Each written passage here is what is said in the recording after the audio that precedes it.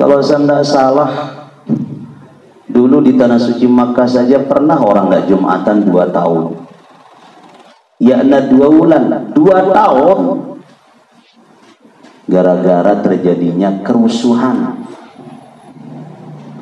pada saat perebutan kekuasaan dari Raja Saud yang Wahabi sekarang kepada Raja Faisal yang Sunni. Pira tahun yang Nabi Jumat? 2 tahun. Haji stop.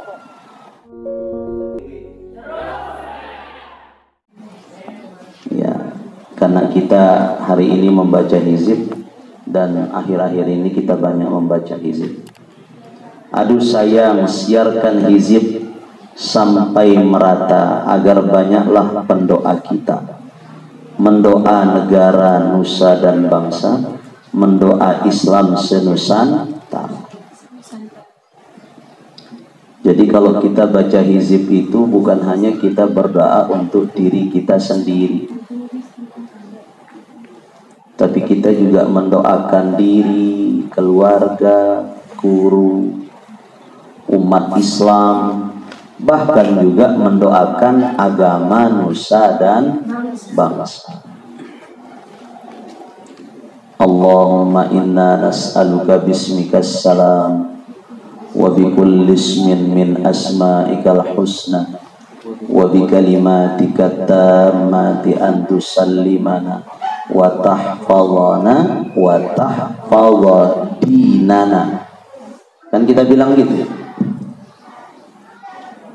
Kami mohon ya Allah bertawassul dengan sifatmu yang mulia yang namanya Assalam, dan bertawassul dengan nama-namamu mulia yang lain, wa bin asma'il husna. Semua nama-nama Allah di dalam asma'ul husna kita gunakan bertawassul. Lalu apa yang kita minta? Antusallimana, selamatkan kami ya Allah. Wa tahfazana, pelihara kami ya Allah. Pelihara kami dari corona, pelihara kami dari wabah penyakit.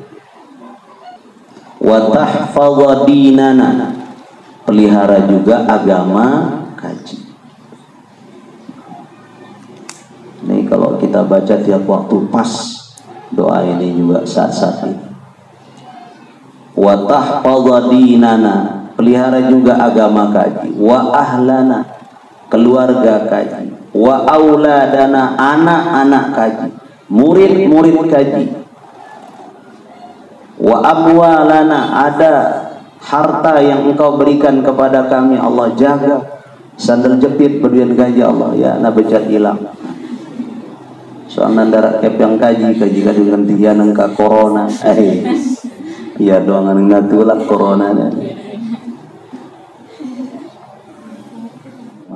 Mendoakan negara, wa ammir biladana bi anjumi nahdlatil watan, wa ammir biladana bi miya'i nahdlatil watan. Nih ya kehebatan hizib Nahdlatul Watan. Tidak ada dalam redaksi hizib yang lain yang dengan vulgar mendoakan negaranya kecuali hizib Nahdlatul Watan. Coba buka hizib-hizib yang lain. Kalau mendoakan umat Islam ya hampir kita katakan semua hizib mendoakan umat Islam. Hampir kita katakan semua hizib. Tapi mendoakan negara hanya hizib Nahdlatul Watan. Coba anak-anakku teliti. Ini mukjizat daripada hizib Nahdlatul Watan ini. Wa ammir biladana bi anjumi nahdlatil watan. Ya Allah, makmurkan negara kami dengan bintang-bintang Nahdlatul Watan. Alhamdulillah Tuan Guru Bajang sudah jadi gubernur. Sekarang kader NW jadi wakil. Mudah-mudahan ke depan kader NW jadi presiden. Dan yang ada di tempat ini nanti ada yang ditakdirkan Allah juga jadi bupati, jadi gubernur ganti Tuan Guru Bajang. Tidak tahu kita nasib pada Allah Ta'ala doang. Yang penting bekalin kita dengan ilmu saja. Tidak usah kita berpikir, oh jemaah mun kututuku jari apa? Yuk, ya apa jari aku? Dewah jari apa ini? Jemaah mun ku tamat sekolah dan ku jari apa? Yuk, ya apa jari kiang kan? Dewah jari apa ini jadi manusia no minta jari apa? Damali. Minta jari apa? Ki wah jari tapi kita mikirang dan ku jari apa ki? Tidak usah kita takut dengan masa depan kita, kita mau seperti apa, tidak usah. Yang penting terus tambah pengetahuan kita dan niatkan ilmu yang kita cari itu adalah untuk makin membuat kita takut dan dekat dengan Allah. Itu anak-anakku sekalian. Niatan ilmu yang pelajarin apa aja arna jari caranta agar tak sakit takut barang rapat kanca desida Allah. Kenapa ulama mengajarkan kepada kita tujuan menuntut ilmu itu untuk memperkuat dan memperdalam rasa takut kita kepada Allah? Karena Allah sudah jamin hamba-hamba Allah yang betul-betul takut kepada Allah, la khaufun alaihim wa la hum yahzanun. Na kumbe-kumbe keadaan dunia ya na ngicanin takut, ya na ngicanin parap, ya na ngicanin khawatir. Mau bicara kebutuhan dunia, Allah sudah janji, wa may yattaqillah yaj'al lahu makhraja wa yarzuqhu min haitsu la yahtasib. Apa tegentapati lainan di Quran engkat belian. Kan jelas. Itu sebabnya saya ajarkan kepada anak-anakku, tuntut ilmu ini, apapun namanya ilmu itu, sebagai ikhtiar kita untuk memantapkan, memperkuat, memperdalam rasa takut di hati kita kepada Allah. Udah, kalau kita sudah punya rasa takut kepada Allah, Allah yang siapkan, Allah yang adakan, Allah yang cukupkan keperluan kita. Apa yang akan terjadi besok itu adalah bagian dari mafatihul ghaib, dan yang tahu hanya Allah. Siapa yang pernah memprediksikan gempa 2018? Tidak ada. Siapa yang pernah memprediksikan corona tahun 2020? Enggak ada. 2021, 2022 apa yang terjadi enggak tahu kita. Tapi sebagai orang yang beriman kita tidak perlu takut, enggak perlu panik. Yang penting perkuat keimanan di dalam hati kita kepada Allah, karena Allah sudah menjamin pemeliharaan dan perlindungan bagi orang-orang yang beriman. Allah sudah menjamin itu.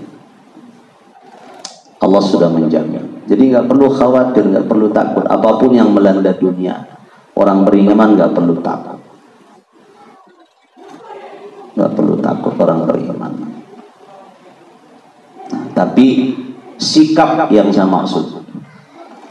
Jadi sikap.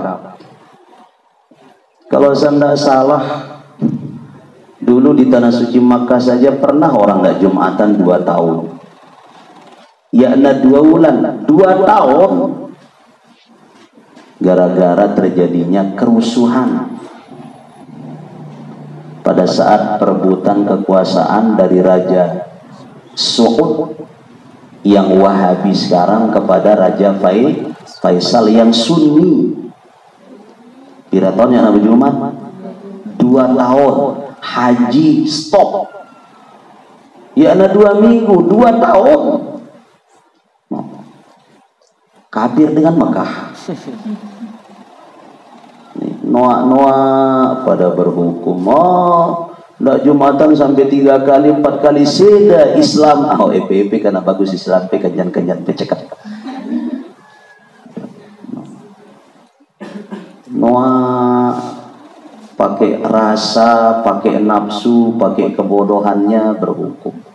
Dia merasa lebih pandai daripada majelis ulama. Nah, kita jangan seperti itu. sekali lagi saya sampaikan, memahami agama, mengamalkan agama harus dengan ilmu. Ikuti pendapat majelis ulama, dewan mustasyar kita di organisasi. Kita tidak boleh mendengar ucapan-ucapan orang di pinggir jalan, apalagi ingkat-ingkat dengan berhukum di pinggir jembatan. Anggap radio seda, bukan teman-teman. Tidak usah didengar. Nah, tuangaran hadis hasan, hadis sahih, tidak usah didengar. Anggap saja angin berlalu, supaya kita mengamalkan Islam ini dengan pedoman yang benar.